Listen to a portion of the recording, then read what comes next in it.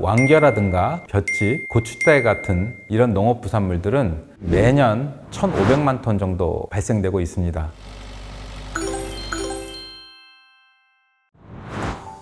안녕하십니까. 농업의 환경지킴이 농업기술실용화재단 이길재 박사입니다.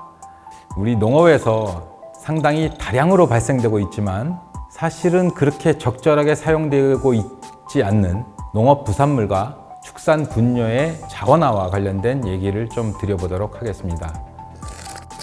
왕겨라든가 볏짚, 고추대 같은 이런 농업 부산물들은 우리나라에서 지금 매년 1,500만 톤 정도 발생되고 있습니다.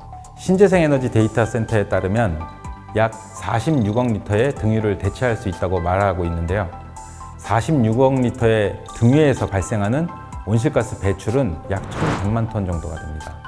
우리 농업에서 사용하는 에너지를 대부분 대체할 수 있다는 그런 말도 되겠죠. 볏짚이나 고추대 같은 것들은 전부 토양에 다시 그냥 유기물로서 환원시켜 왔고요.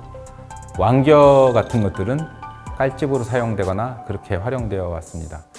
좀 곰곰이 생각해 보면 이런 비옥한 토양에 매년 유기물을 공급할 필요가 있을까 하는 그런 고민도 들고요. 소는 사실 왕겨를 별로 좋아하지 않습니다. 왕겨가 상당히 따끔따끔하거든요. 그러면 이렇게 적절하지 않은 왕겨를 굳이 소의 깔집으로 쓸 필요가 있을까 하는 그런 의문도 듭니다. 사실 가격이 싸기 때문에, 그리고 내지는 딱히 어디 버릴 곳이 없어서 그렇게 사용되어 왔던 것도 사실입니다. 그러면 이렇게 발생되는 농업 부산물을 과연 이것 이외에는 사용될 곳이 없을까요? 아닙니다. 목재 펠릿 보일러처럼 연료원으로 사용할 수 있습니다. 곡물 건조라든가 특히 난방을 많이 하는 그런 부분들이 많죠. 이런 것들을 이 바이오매스 자원을 태워서 에너지를 얻을 수 있다면 화석연료도 줄일 수 있고, 그리고 이 부산물의 재활용도 할 수 있는 그런 좋은 효과가 있다고 볼 수 있습니다. 다만 우리 농업에서 사실은 이전부터 목재 펠릿 보일러를 보급해 오고 있긴 합니다. 근데 실패했죠. 관리를 매일매일 해줘야 된다는 그런 불편함이 있기 때문이었습니다. 근데 우리 농업인들을 보면은 1인농이라든가 가족농이라든가 이렇게 소규모로 하는 농작물 생산하기도 버거운데 보일러 관리도 해야 되고 연료 관리도 해야 되고 이렇게 하라는 것이 사실은 굉장히 어려운 일이죠. 반면에 산업계에서는 보일러 관리원을 두고 전문 관리원이 관리하는 시스템으로 운영하고 있기 때문에 상당히 잘 운영되고 있죠. 우리 농업에서는 정말로 대규모로 필요로 하는 것이 없을까요? 그렇지 않습니다. 그 대표적인 것이 미국 처리장에서는 곡물 건조에 필요한 에너지를 필요로 하게 됩니다. 그리고 최근에는 원예단지가 여러 농가가 모여서 대규모로 원예단지를 구성한 곳도 있습니다. 그런 곳들은 이런 바이오매스 에너지원을 이용해서 열 에너지를 공급하는 그런 구조를 갖출 수도 있다고 생각합니다. 자, 두 번째로 축산 분뇨와 관련해서 말씀을 드리도록 하겠습니다. 우리나라는 그동안 GDP가 쭉 성장하면서 축산도 같이 성장해 왔습니다.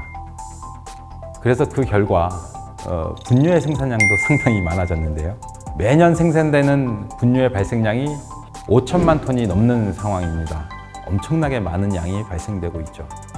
그리고 전통적으로 분뇨는 퇴비로 활용되거나 액비로 만들어져서 주로 토양에 다시 비료원으로서 사용되어 왔습니다. 근데 지금은 문제가 생겼습니다.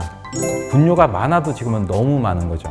그 결과 너무 많은 질소원이 투입된 땅에서 만약 비라도 오는 날이면 그 질소원들이 하천으로 흘러가게 되고, 그것은 우리 수자원을 전부 오염시키는 부작용들이 발생하고 있죠.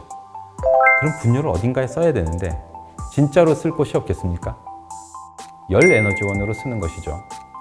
우리 몽고에서는 그게 아주 일반적으로 그렇게 쓰고 있죠. 가정마다 땔감 대신 분뇨를 건조시켜서 그것으로 땔감을 사용하곤 합니다.